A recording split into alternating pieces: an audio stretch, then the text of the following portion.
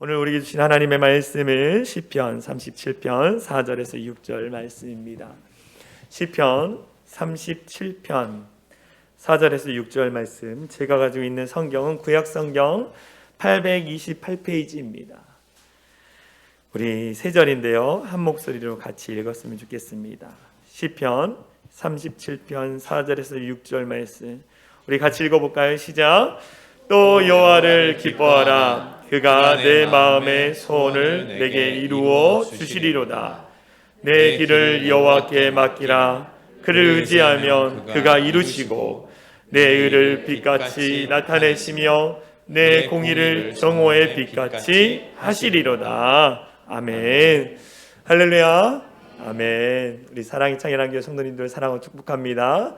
온라인으로 예배드리신 분들, 우리 성도님들 사랑합니다. 오늘 우리가 함께 나눌 말씀의 제목은요, 마음의 소원을 이루시는 하나님이라는 제목으로 함께 은혜를 받고자 합니다. 우리가 말씀을 나누기 전에 사진 하나 보도록 하겠습니다. 이 사진이 어떤 사진이냐면 인천국제공항 그 여객터미널 1층 중앙에 있는 작은 연못에 항아리가 하나가 있다 합니다. 항아리. 저 항아리에 동전을 들어가면 소원이 성취된다는 거예요. 여러분, 저 동전의 개수가 어마어마합니다. 그래서 연못 주변에는 이 동전을 던지려고 하는 사람들로 항상 북적인데요. 아이들도, 신혼부부도, 외국인도 뭣도 모르면서 그냥 저기에 던지면 소원이 성취된다 그래서 동전을 던진다라는 거예요. 그렇게 던져진 동전이 일주일에 얼마 정도 되는지 아십니까? 저도 이것을 인터넷 찾아보면서 깜짝 놀랐어요. 코로나 이전에 이 항아리 안에 들어가는 이 들어가거나 겉에 떨어진 동전이 100만 원 정도 된다고 하는 거예요. 얼마나 많은 사람이 동전을 던진다는 겁니까? 그래서 한 해 모아진 금액이 한 3천만 원 정도 된대요. 이 3천만 원을 이 세계 구호 활동을 벌이고 있는 유니세프 국제연합 아동기금에 이렇게 다 기부를 한다고 합니다. 여러분들, 그 항아리에 동전이 들어갔다고 해서 정말로 소원이 다 이루어질까요? 저는 아니라고 보고 있습니다. 그런데 항상 그 항아리, 그 연못 주변에 사람들로 북적인다라는 거예요. 그런데 중요한 것은 뭐냐? 그 항아리에 동전을 던지는 사람들 마음속에 뭐가 있다라는 거예요? 소원하는 게 있다라는 거예요. 마음의 소원이 있다라는 것입니다.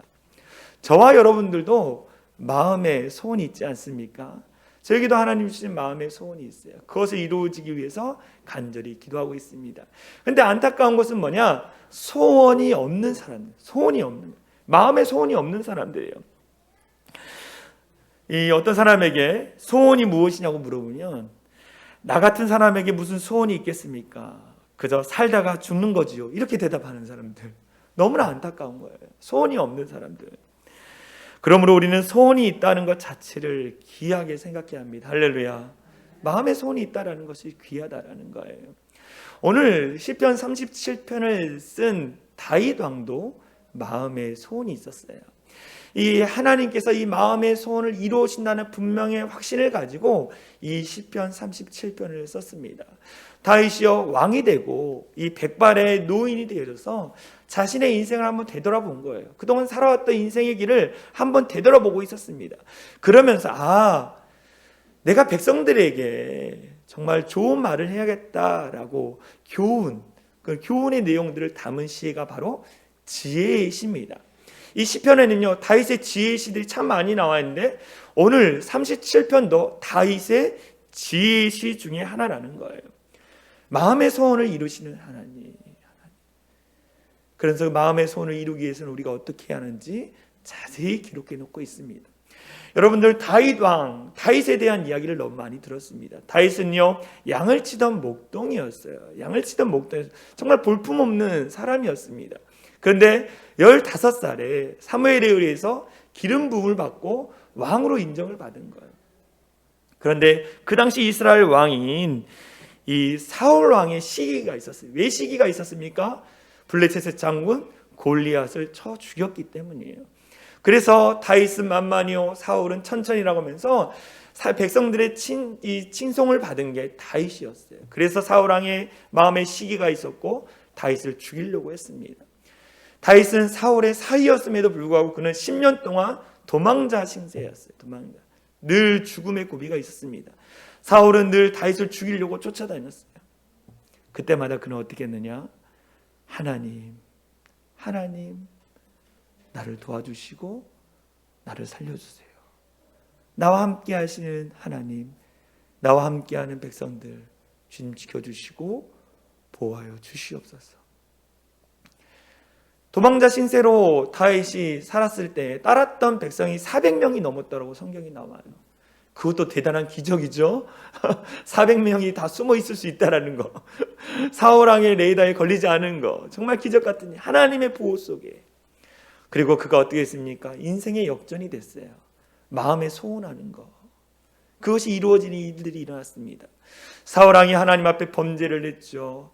그래서 그가 블레셋 전쟁에서 패하고 자살을 했어요. 그리고 그가 30세 때, 다윗이 30세 때 이스라엘 왕으로 하나님이 세우셨어요.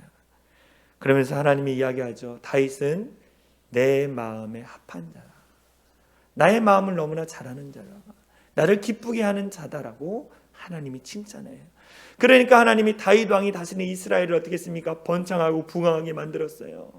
번창하고 부강하게 만들었다라는 거예요. 그는 존경받는 왕이 되었습니다.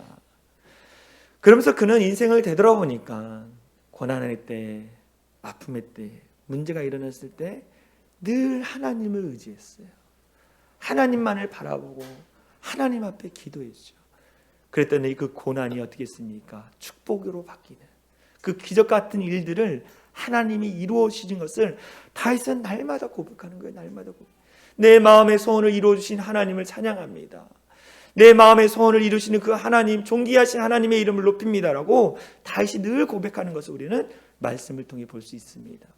오늘 다윗은 마음의 소원을 이루시는 하나님, 그 이루시는 그 하나님 앞에 우리가 어떻게 살아야 하는지 오늘 우리에게 세 가지를 말씀하고 있어요. 첫 번째 뭐냐? 마음의 소원을 이루기 위해서는 하나님을 기뻐하라입니다. 하나님을 기뻐하라. 하나님으로 말미암아 기뻐하고 하나님으로 말미암아 만족하는 인생을 살아야 한다라는 거예요. 이것은 무엇을 의미합니까? 우리의 인생을 주관하시는 분, 우리에게 기쁨을 주시는 오직 하나님이라는 거예요. 내 인생에 하나님이 없다라고 여러분 생각해 보신 적이 있습니까? 여러분의 인생에 하나님이 안 계시다. 여러분 어떠한 인생을 살까요? 전에도 제가 말씀을 드렸지만 제 인생 가운데 하나님이 계시지 않았으면 내 인생이 어땠을까? 기쁨이라는 것이 옳고 늘 절망과 좌절과 두려움. 엮이는 가정에서 자랐던 사람들은요, 그 내면 안에 어린아이가 있어요. 저도 내 내면 안에 어린아이가 있었습니다. 이 거절감에 대한 이 두려움이 있어요. 내가 어떤 것을 부탁했을 때, 어떤 사람이 거절했을 때 내가 그것을 어떻게 반응하고 어떻게 이야기할지를 모르는, 그것으로 인해서 나 혼자 힘들어하는 그런 사람이었어요. 내 내면 안에 어린아이가 있었다라는 거죠. 그런데 내 내면 안에 있는 어린아이를 하나님이 보게 하셨고, 그 하나님이 보게 하신 그 어린아이의 문제를 해결해 주셔서 제가 아직도 어린아이 같지만 조금씩 성장해 주셨어요. 우리 하나님이 내 인생의 전부였다는 거예요. 하나님을 기뻐하라. 하나님을 기뻐하라. 시편 37편 4절 다윗이 이렇게 얘기합니다. 또 여호와를 기뻐하라. 그가 내 마음의 소원을 내게 이루어 주시리라. 여호와 하나님을 기뻐하라. 여호와 하나님 안에서 기쁨을 찾으십시오. 그가 내 마음의 소원을 이루어 주실 것입니다 라고 이야기하는 거예요. 무엇만 바라봐라? 하나님만 바라보라는 거예요. 여러분들 새 소원이 있지 않습니까? 그 새 소원들 딱 보면 누구에게 초점이 맞춰 있어요? 나에게 초점이 맞춰 있어요. 나에게. 그런데 그 새 소원을 누구에게 맞춰야 하냐면 그 소원을 이루어 주시는, 내 마음의 소원을 품게 하시고 내 마음의 소원을 이루게 하시는 그 하나님 앞에 초점을 맞춰야 한다는 거예요. 할렐루야. 여러분의 기도 제목을 잘 보십시오. 무엇에 초점을 맞춰 있습니까? 내 마음의 소원을 이루시는 하나님께 초점을 맞춰 있습니까? 아니면 나에게 초점이 맞춰져 있느냐는 거예요. 여러분들 잘 보셔야 돼요. 단순히 내 사업장, 내 직장생활, 내 가정, 그게 아니라 하나님, 내 가정, 내 직장, 내 삶의 자리 가운데 그것을 통해 하나님이 원하시는 것이 무엇입니까? 이게 하나님의 초점인 거죠. 내 가정 안에서 자녀들이 잘 되는 거 너무 감사한 일입니다. 기도 제목이에요. 그러나 그 자녀가 잘 되는 이유가 하나님으로 말미암아 잘 되길 원합니다. 우리가 잘 봐야 돼요. 마음의 소원을 이루신 하나님께 내가 초점을 두고 있는지, 우리의 마음의 소원을 이루시는 그 하나님이 우리의 소원을 이루어 주시는데요, 거기에 조건이 있다라는 거예요. 그게 뭐냐? 여호와를 기뻐하라는 거예요. 여호와를 기뻐한다는 건 뭐냐? 여호와 그분 자체로 인해 기뻐하는 거예요. 하나님 존재 자체로 기뻐하는 거예요. 그러면 너희가 그렇게 기뻐할 때, 너희가 초점이 하나님께 맞춰져 있을 때 하나님이 우리의 마음의 소원을 이루신다는 거예요. 그러면 구체적으로 여호와를 기뻐하라는 말이 어떤 의미냐? 첫 번째는 뭐냐? 하나님 안에서, 세상 안에서가 아니라 하나님 안에서 기뻐하고 즐거워하고 행복한 삶을 사는 거예요. 할렐루야. 여러분들 하나님 안에서 즐거워하고 기뻐하고 행복한 삶을 살고 계십니까? 다시 질문합니다. 여러분들 세상 안이 아니라 하나님 안에서 행복하고 즐겁고 기뻐하는 삶을 살고 계십니까? 아멘. 그리하지 아니할지라도 그렇게 될 줄 믿습니다. 하나님 안에서 내가 정말 하나님 안에 있느냐는 거예요. 내가 세상 안에 있는 것이 아니라 하나님 안에 있느냐는 거예요. 내가 세상을 살아갑니다. 그러나 그 가운데서도 하나님 안에 있느냐는 거예요. 이것은 세상의 가치와 물질에서 기쁨과 만족을 찾는 게 아니에요. 세상의 것으로 만족하고 기뻐하는 것이 아니라 하나님과의 그 영적인 교제를 통하여 하나님의 선하신 뜻을 알고 살아가는 것, 하나님으로 인해 만족하는 거예요. 하나님 한 분이면 나는 만족합니다. 하나님이 나의 인생의 전부이십니다라는 고백을 날마다 우리가 해야 한다는 거예요. 그러한 자들 가운데에 마음의 소원을 이루어 주시는 거예요. 할렐루야. 마음의 소원을 이루어 주시는 거예요. 여호와를 기뻐하라. 두 번째는 의미는 뭐냐? 우리가 하나님 안에서 즐거워하고 기뻐하고 행복한 삶을 사는 것, 그것이 첫 번째고, 두 번째는 뭐냐? 하나님의 모든 행사와 섭리를 선한 것으로 인정하고 받아들이는 거예요. 이 온 우주 만물이 하나님의 섭리 속에 있다는 것을 내가 받아들이는 거예요. 그런데 사람들은 그래, 모든 것이 하나님의 섭리 안에 있지라고 생각할 수 있습니다. 그런데 거기에 결과까지도 하나님 앞에 맡기는 거예요. 악인의 형통함을 보면서도 어떻게 합니까? 내가 그것을 인정하는 거예요. 좀 어렵죠, 여러분? 하나님, 저 악인이 형통하는데 하나님은 어디 계십니까? 라고 이야기할 수 있어요. 그런데 악인의 형통함도 하나님의 섭리 가운데 있다는 것을 인정하고 우리가 그것을 받아들이는 거예요. 우리는 어떻게 하느냐? 그 하나님의 섭리 속에서 하나님의 공의와 정의가 나타나도록 기도해야 하는 거예요. 할렐루야. 악인의 형통함, 우리가 보기에는 악인이 잘 되는 것 같지만 결국 하나님은 공의의 하나님이기 때문에 멸망시키시는 거예요. 죄의 대가를 그에게 요구하실 거예요. 분명히 멸망의 길을 갈 것입니다.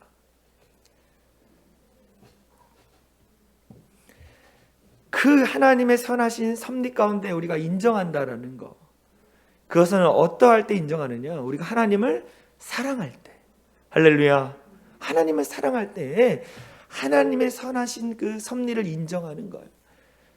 하나님을 사랑하면 누구만 보입니까? 하나님만 보이는 거예요. 하나님이 앞에 계시는데 하나님만 사랑하면 하나님만 보이는데, 내가 하나님을 덜 사랑하면 뭐가 보입니까? 악인의 형통함도 보이고 제약된 것도 보이고 세상도 보이고 다른 것을 보게 돼요. 제가 연애를 할 때 제가 27살 처음 소개팅을 나갔는데, 그게 소개팅이 저의 아내였어요. 저희 아내였는데 이제 소개해준 제 친구가 덩치가 엄청 커요. 저희 아내가 쬐끔하지 않습니까? 딱 갔는데 그날 또 하필 교회에 장례식이 일어나가지고 2시간을 늦었는데 기다려주더라고요. 제 친구 뒤에서 이제 제가 막 얼려붙어 가니까 제 아내가 제 친구 뒤에서 고개를 탁 했는데 뿅 가더라고요. 그리고 나서 저의 아내만 보게 됐어요. 아내만. 그랬더니 첫 만남에 카페를 갔는데 3시간을 이야기를 하는데 너무나 제가 좋아하는 마음에 저의 가정의 문제들까지 다 이야기한 거예요. 첫 만남 시간. 그리고 우리 아내가 연락이 안 됐습니다.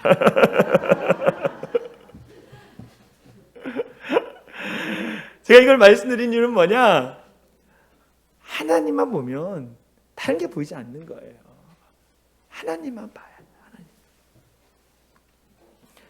그러면 우리 안에 기쁨이 있어요. 기쁨이.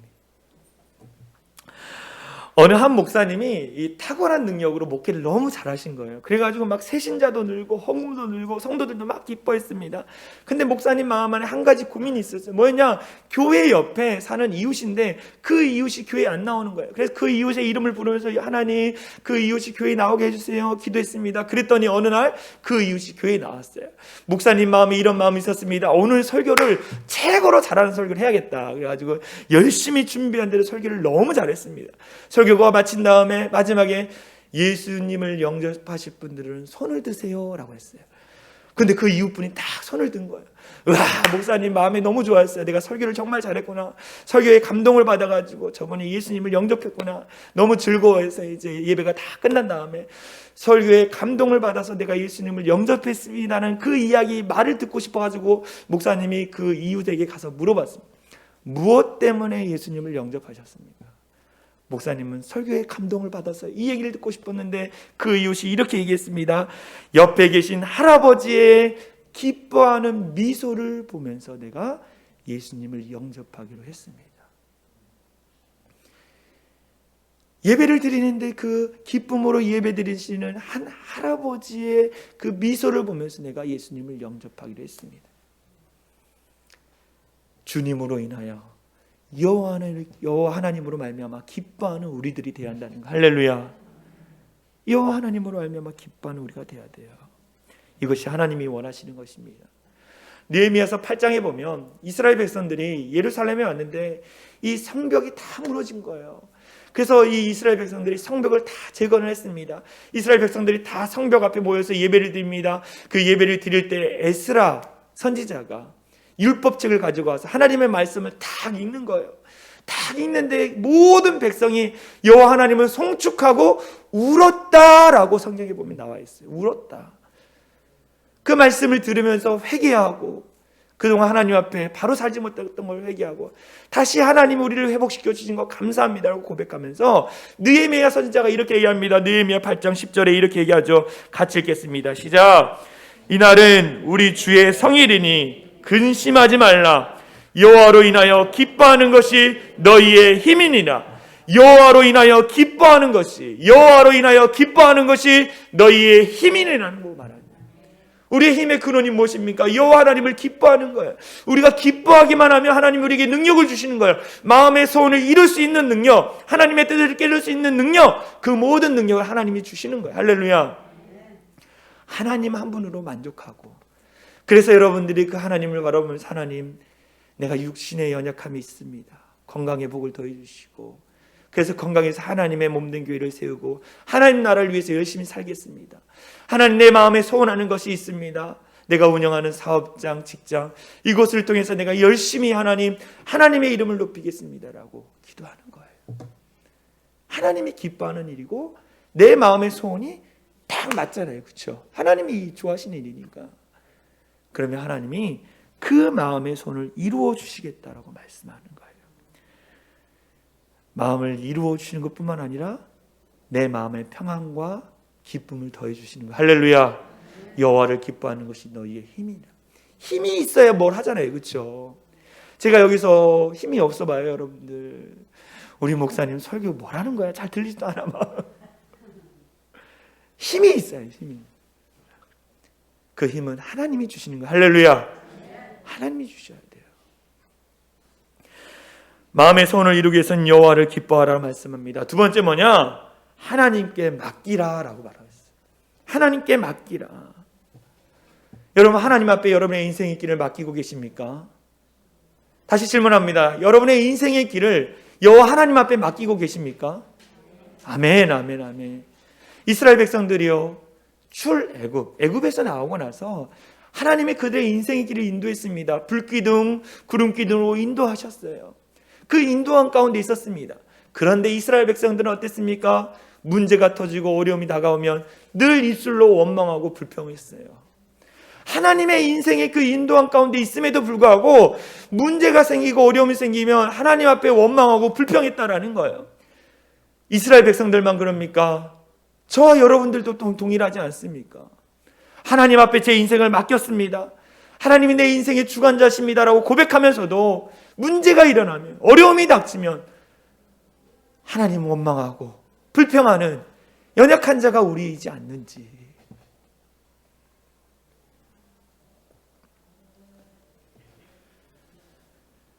그래서 오늘 본문에 이렇게 얘기합니다. 시편 37편 5절에 내 길을 여호와께 맡기라. 그를 의지하면 그가 이루시고. 우리 같이 읽어볼까요? 시작. 내 길을 여호와께 맡기라. 그를 의지하면 그가 이루시고. 너희가 여호와 하나님 앞에 전적으로 너의 인생을 맡기면, 그를 의지하면 그가 이루신다라고 말하는 거예요. 여기서 맡긴다는 의미는 어떤 의미냐? 크게는 인생을 맡기는 거예요. 내 전부의 인생을 맡기는 거예요. 작게는 뭡니까? 내가 소원하고 계획했던 일들을 하나님 앞에 맡기는 거예요. 내 인생을 맡기고 내가 소원하는 계획들을 맡긴다. 그 맡긴다는 의미인데, 이 맡긴다는 의미 속에 뭐가 들어있느냐면 그 결과까지도 맡긴다는 거예요. 내 소원하는 것이 내가 원하는 결과가 나타나지 않을지라도 하나님, 그럼에도 불구하고 감사하며 맡기겠습니다. 사람들은 이 결과와 과정은 맡기지 않아요. 그냥 맡긴다라고 말하고 끝내요. 근데 내게 주어진 결과, 하나님의 섭리를 인정하고 그리고 과정도 하나님 앞에 맡기는 거예요.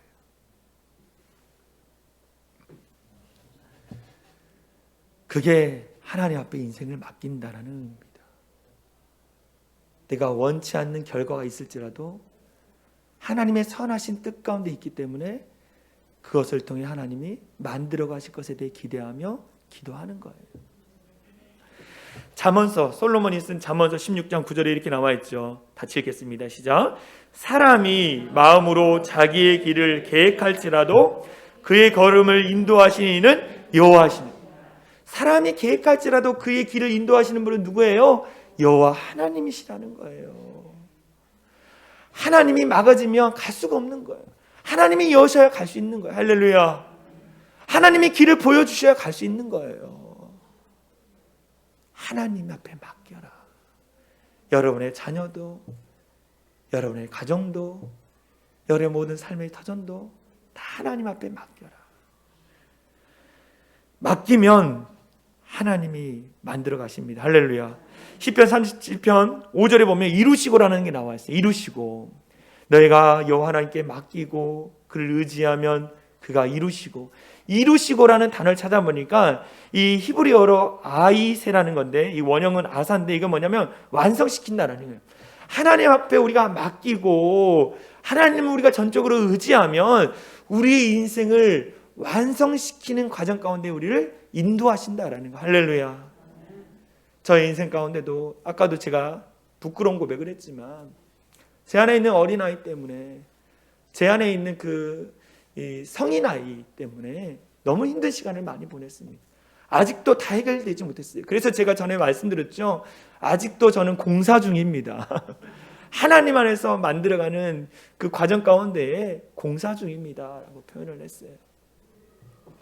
그런데 끊임없이 공사만 하시는 게 아니라 공사를 통해서 하나님이 원하시는 인생, 원하는 박용주 목사의 모습으로 만들어 가시는 거예요.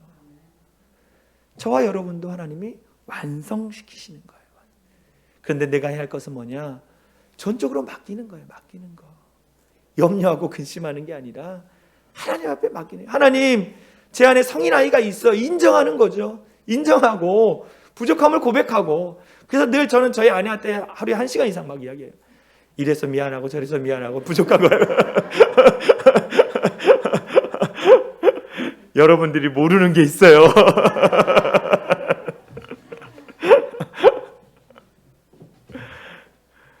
하나님이 부족하지만 만들어 가시는 거예요.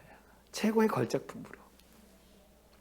한 믿음이 좋은 청년이 있었습니다. 청년이 있었어요. 근데 그 청년이 결핵에 걸린 거예요. 결핵에.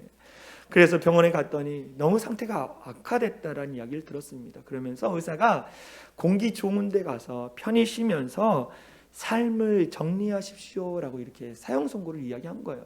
청년이요, 두렵고 근심된 마음으로 시골에 내려갔습니다.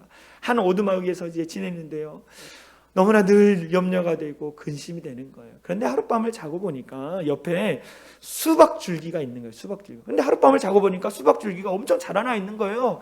그래서 한번 체크를 해봤어요. 하룻밤 사이에 몇 센티미터나 자라나 봤더니 하룻밤에 30cm 정도가 자라나는 거예요. 그러면서 이 수박줄기를 보면서 이런 마음이 들었어요.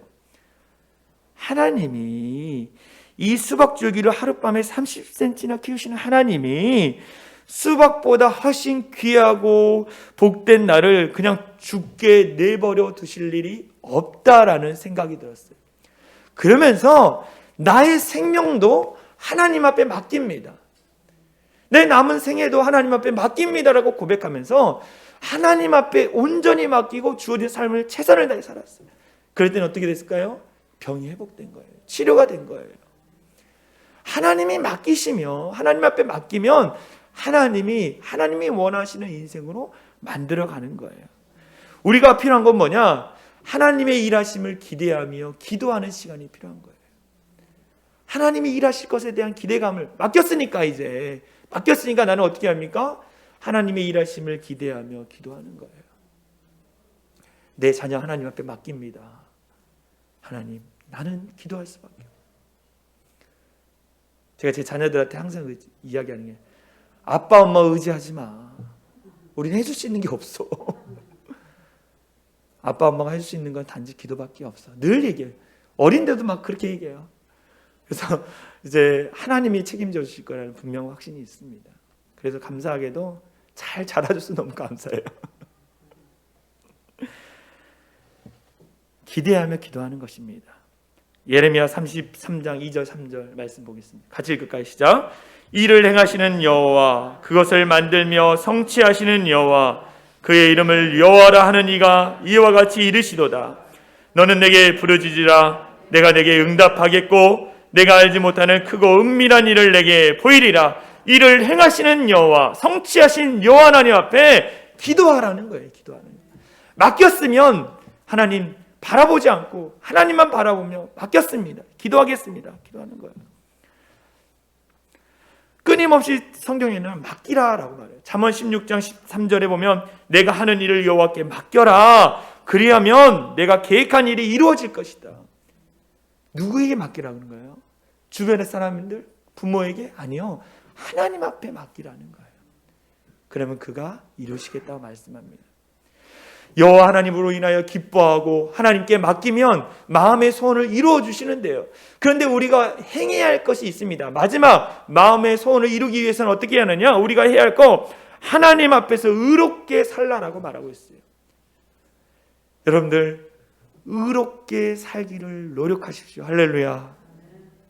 이 약한 세대 가운데 의롭게 살기를 노력해야 하는 거예요. 오늘 이 시편 37편을 쓴 다윗은요, 이 시편 37편 전체적인 내용에서 이야기하고 싶은 건 뭐냐?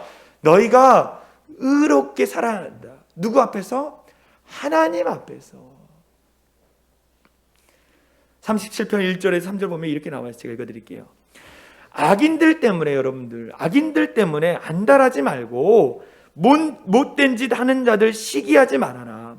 그들은 풀과 같이 곧 시들어 없어질, 악인은 결국 없어질 것이다. 여호와를 신뢰하고 선을 행하라. 그러면 너희가 땅에서 하나님의 신실하심으로 번영을 누리며 안전하게 살 것이다.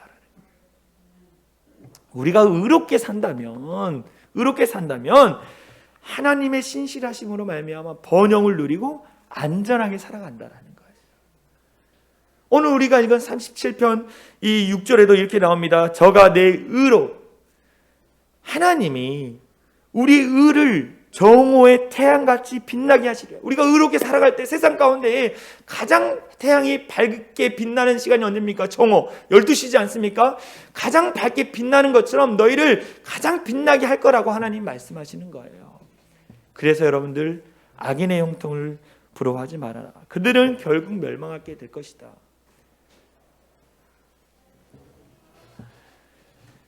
우리가 악인의 형통을 볼 때 가끔 마음이 어려울 때가 있어요. 우리의 믿음이 흔들릴 때가 있습니다. 아니 저 사람 저렇게 악한 일을 하는데, 악하게 해서 돈을 버는데 왜 저 사람 잘 되지?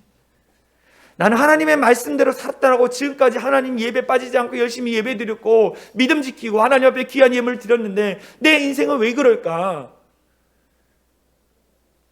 그런 흔들리는 마음이 들지라도 오늘 말씀에는 뭐냐? 흔들리지 말아라. 흔들리지 말아라. 의롭게 살기를 노력해라. 그래서 우리 예수님이 이렇게 말씀했어요. 마태복음 7장 13절에 보면 좁은 문이래요. 우리가 가는 이 인생의 길, 주님을 바라보며 주님이 원하시는 의롭게 사는 그 인생의 길이 좁은 문이에요. 좁은 문으로 들어가라. 멸망으로 인도하는 문은 크고 그 길이 넓어 그리로 들어가는 자가 많고 생명으로 인도하는 문은 좁고 길이 협착하여 찾는 자가 적은.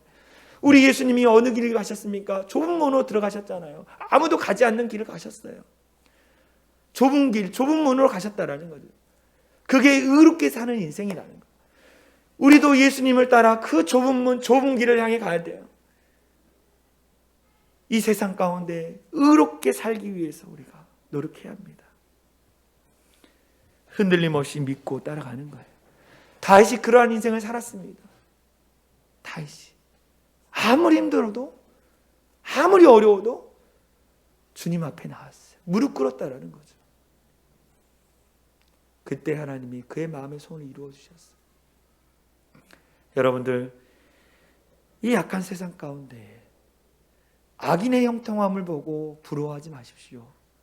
그들은 결국 멸망의 길을 가는 것입니다. 우리는 생명의 길로 가는 거예요. 옛날에 어느 집사님이 날마다 이 고스톱을 치면서 허송세월을 보내고 있었어요. 날마다 고스톱. 이 고스톱을 좀 쳐보신 분은 알겠지만 처음 칠 때 너무 재밌어가지고 계속 고스톱 생각나잖아요, 머릿속에. 그러면서 막 고스톱을 열심히 쳤습니다. 근데 이분이 하나님 주신 마음대로 내가 이렇게 살면 안 되겠다. 이렇게 살면 안 되겠다. 그래서 결단을 하고 성경책을 딱 폈어요. 그래서 성경책을 읽기 시작했습니다. 창세기 1장이 있는데 이 창세기 1장이 이렇게 읽혔어요. 태초에 하나님이 천지를 창조하시니라. 하나님이 이르시되 빛이 있으라 하시니 오강이 있었고 하나님이 보시기에 좋았더라. 그리고 땅 위 하늘의 궁창에는 새가 나르라 하시니 고돌이가 생기더라. 하나님이 가라사대 땅의 풀과 씨 맺는 채소와 각기 종류대로 씨 가진 열매 맺는 과목을 내라 하심에 졸지에 청단과 홍단이 생기더라. 이렇게. 고스톱을 안 쳐본 분들은 잘 몰라요.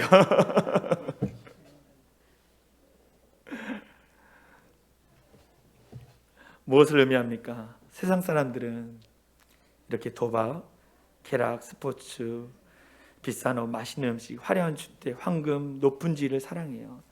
세상의 향락을 즐거워합니다. 그러나 그곳에는 뭐가 없습니까? 구원이 없는 거예요. 구원이 없다라는 거죠. 그에게는 종점은 멸망인 거예요. 멸망. 근데 이 세상 가운데 의롭게 사랑하는 우리에게 뭐가 있어요? 구원이 있고 생명이 있잖아요. 여러분들, 이 생명의 길을 떠나지 않기를 간절히 소망합니다. 너무나 좋으신 우리 하나님이 우리의 길을 인도하시는 거예요. 여러분이 의롭게 살기로 결단하면 하나님이 도와주시는 것입니다. 할렐루야. 좋으신 하나님, 좋으신 하나님, 참 좋으신 나의 하나님. 저는 3절이 참 좋더라고요. 한없는 축복을 우리에게 주시는 참 좋으신 나의 하나님. 우리 한번 불러볼까요? 한없는 축복을 우리에게 주시니 참 좋으시 나의 하나. 다시 한번 한없는 축복을 한없는 축복을 우리에게 주시 참 좋으시 참 좋으시 나의 하나님. 의롭게 살기로 결단한 자들에게 한없는 축복을 주신다라는 거예요. 우리 마지막으로 말씀 보겠습니다. 잠언 23장 17절 18절 같이 읽어보겠습니다. 시작. 내 마음으로 죄인의 형통을 부러워하지 말고 항상 여호와를 경외하라. 정령이 내 장래가 있겠고 내 소망이 끊어지지 아니하라. 여호와를 경외하라. 그러면 너에게 미래가 있을 것이다. 소망이 끊어지지 않을 것이다 라고 말씀하는 거예요. 여러분들 여호와 하나님을 경외하며 의롭게 살기로 결단하십시오. 할렐루야. 여러분 마음에 소원이 있으십니까? 그 마음의 소원을 이루기 위해서는 그 소원을 이루시는 여호와 하나님 앞에 기쁨을 드리십시오. 여호와 하나님 앞에 맡기십시오. 마지막으로 하나님이 원하시는 의롭게 살아가는 자들이 되어질 간절히 소망합니다. 그래서 여러분의 마음의 소원이 응답되어져서 하나님 감사합니다, 하나님 감사합니다 고백할 수 있는 우리 사랑의 창현한 교회 모든 성도들 되어지길 간절히 소망합니다. 우리 같이 찬양했으면 좋겠어요. 우리에겐 소원이 하나 있네. 주님 다시 오실 그날까지 우리 가슴에 새긴 주의 십자가 사는 나의 교회를 사랑케 하네. 여러분들 하나님이 여러분들에게 교회를 주셨어요. 교회는요 여러분들에게 영적인 축복을 흘려보내는 것이, 교회가 잘 되면 우리의 인생이 잘 되는 거고 교회가 회복되면 우리의 영혼도 회복되는 것입니다. 하나님 우리의 소원은 교회의 회복이고 교회가 잘 되는 것입니다. 우리 같이 찬양하고 기도했으면 좋겠습니다.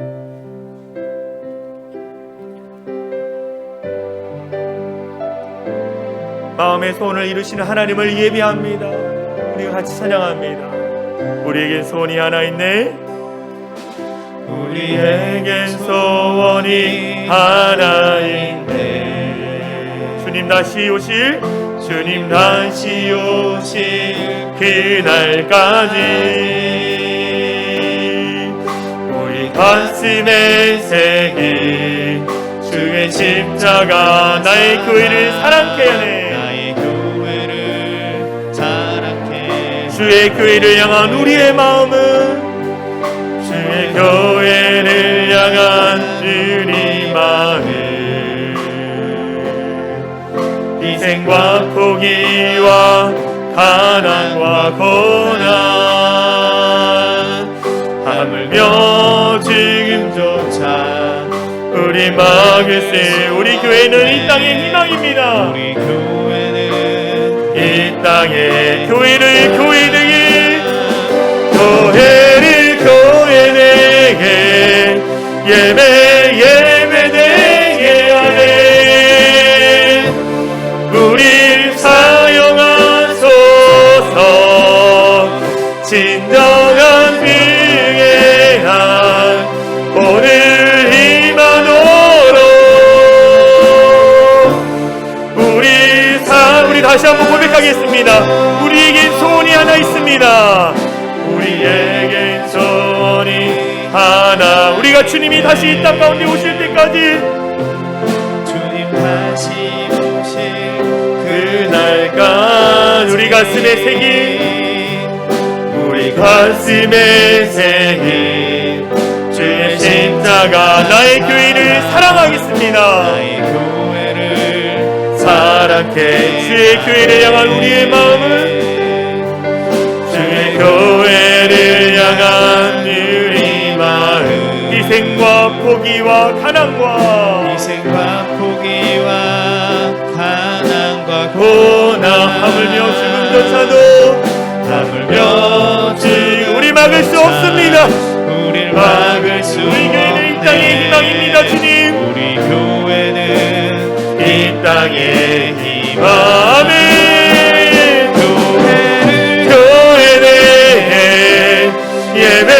예배 아멘.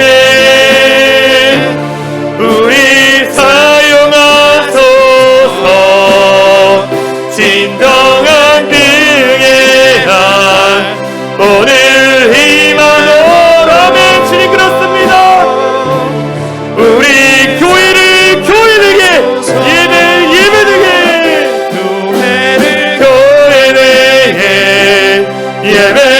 예배되게 아멘. 우리 성도들을 사용하여 주시옵소서. 우리 사용하소 진정한 긍휼의 날 진정한 긍휼의 날 오늘 임하노로 우리 사용하소서. 교회를 교회되게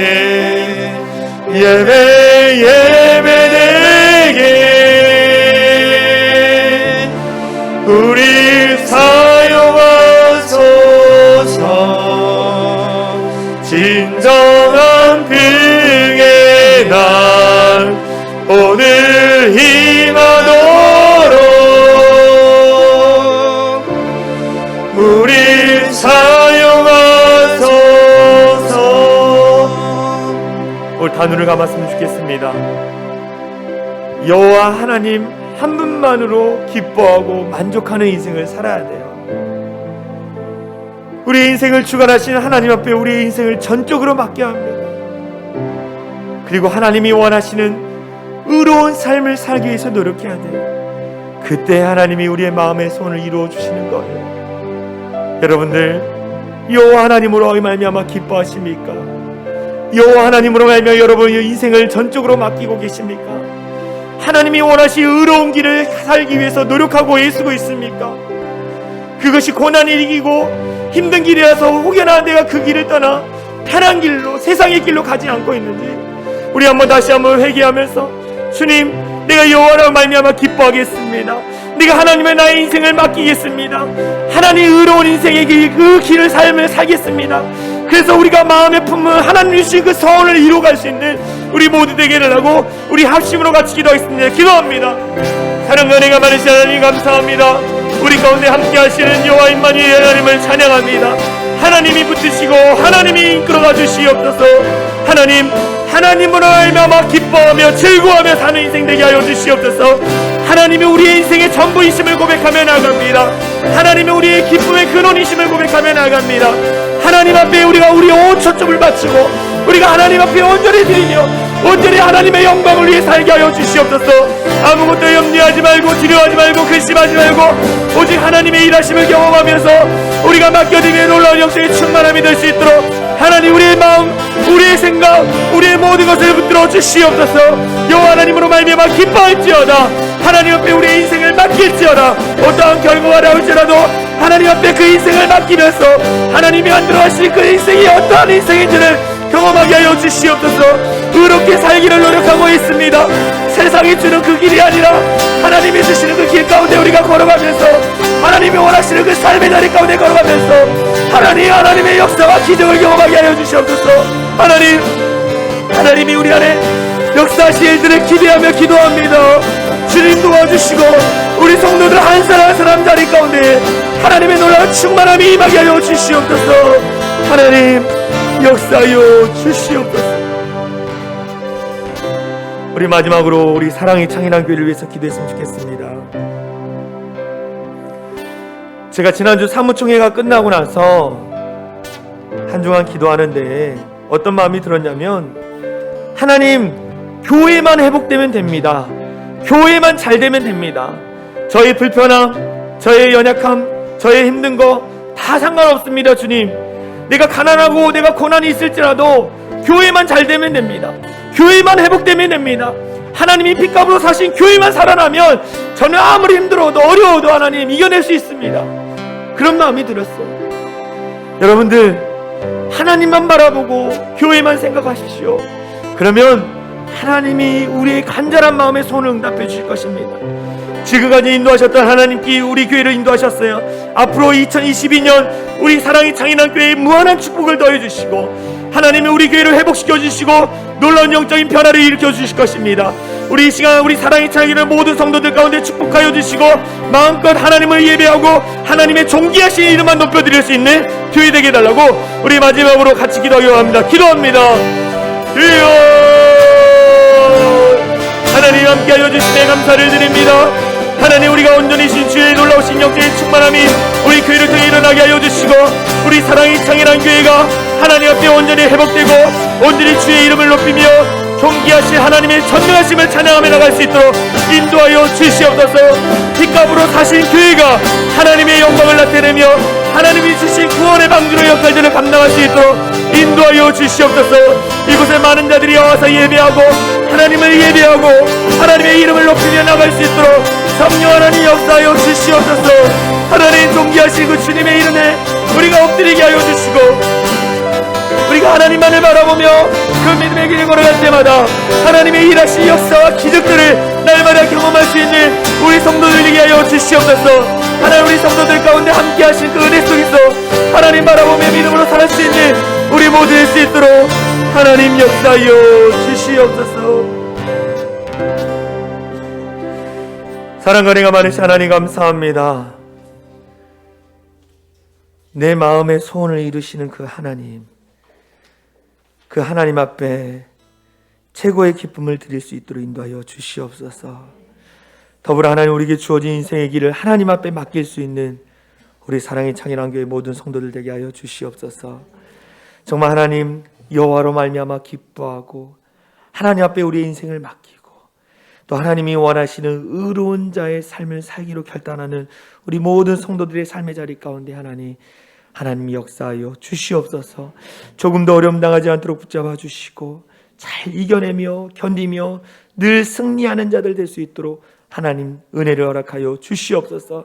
더불어 간절히 바라는 것은 하나님, 우리 사랑이 창긴한 교회가 끊임없이 늘 기뻐하며 즐거워하며 정말 존귀하신 그 하나님의 이름을 높이며 예배하고 있습니다.